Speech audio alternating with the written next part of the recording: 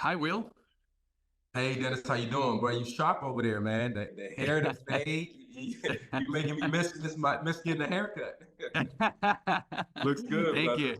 Thank Yeah. you. Thank you. Nice to meet you. Nice to meet you. Congratulations on the new series, man. I enjoyed every minute of it. It was amazing. Amazing. Wow. Uh, Wow. Thank you. I've seen you in projects like Charm City Kings from Angel Manuel Soto, which is Mhm. Puerto Rican, just like me, That's and my Black brother. Lightning. Yeah, Yeah, yeah. he's great. He's great.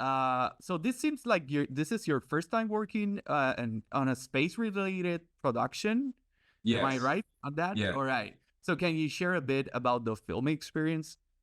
Yeah, it was wonderful. I always wanted to do a sci-fi, and I wanted to do a sci-fi with heart, because sci-fi and animation, it allows you to connect with the soul of the human being because you get caught up in the space, which allows the human mind to escape, and then you can tell truths, right, and honesty.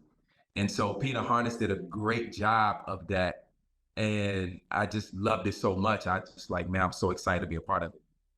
And it was great. I told you, Anna. I love it. I love it every minute. Do you have any specific did you have to do? I'm sorry. Do you have to do any specific research or training for your role in the series? Yes, because Paul Lancaster is an astronaut, and he Hmm. not only he's the conductor of the space station, so he needs to know, how fast are we rotating around the Earth. You know, Hmm. uh, Hmm. I would do a lot of those research. I used to know those numbers like crazy, all the way down to the decimal when I was doing it. You spend a lot of time in Germany by yourself in a hotel.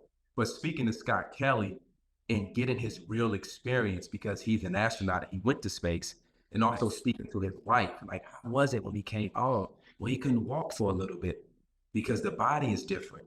Well, how Wow. was it when you kissed her for the first time? She said it was very distant, Will. He was still there, even though he's present with me. And I was like, that's what I needed. And I can see Scott choking up, as we're at the table and where she's sharing. And I'm like, Uh-huh. this is what Paul needs to really be able to carry the second half of the show. And so that was Nice. amazing of the generosity of his wife and him to lend his expertise. That's amazing. That's amazing. How do you think this series explores human psychology in space? It's hard. It's have to be hard to be up there. So. Yeah, I think it explores the human psychology in many different levels. One being, what is it like to be by yourself? Hmm. And we stick at that point. A lot of us don't like to spend time with ourselves, and we get lost in our own mind. And there's some scary doors that we have to go down. And there's Hmm. some things that we have to, forgive, and regret and grief. It's a lot of open doors that the human opens up. And I Hmm. think Peter did a great job of wanting to just discuss it, to have an open playing field to discuss ideas and discuss how do you deal with grief? How do you deal with letting go? How do you move on? And sometimes you can let go but not move on. I've let go of the argument, but I haven't moved on from the situation. And so he's Yes. telling a lot of those truths throughout the series. Nice. Nice. So how is this project different from your Mhm. previous roles? I know we talk about this as being your first space production, but how do you think the role is different from all the other roles that you have previously do? Very great question. How's this different? I think it's the excellence. Not that the other Mhm. projects are not excellent, but it's Mhm. also the budget. You're able to Mhm. work with the best people. I'm working with Joseph Cedar, who's an Academy nominated. I'm working with Michelle McLaurin. I'm working with Jonathan Banks, Louis Rapace, and James. So you're working with people who are at the top of their craft. And so it's like a sparring match.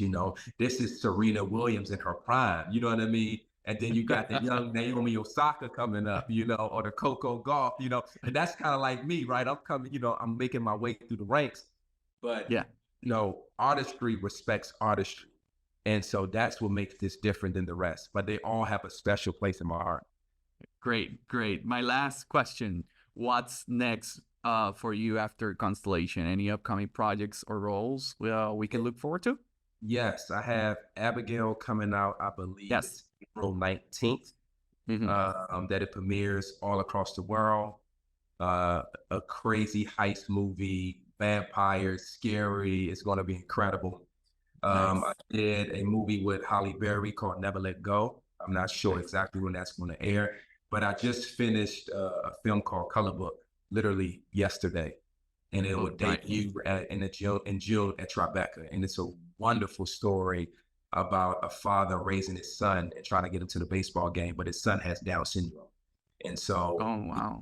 figure out, he just lost his wife, and now he's trying to figure out, how do I cope with this kid, which is an amazing experience. So I got a lot in the pipe, and Yeah, that's great. share my gift with the world.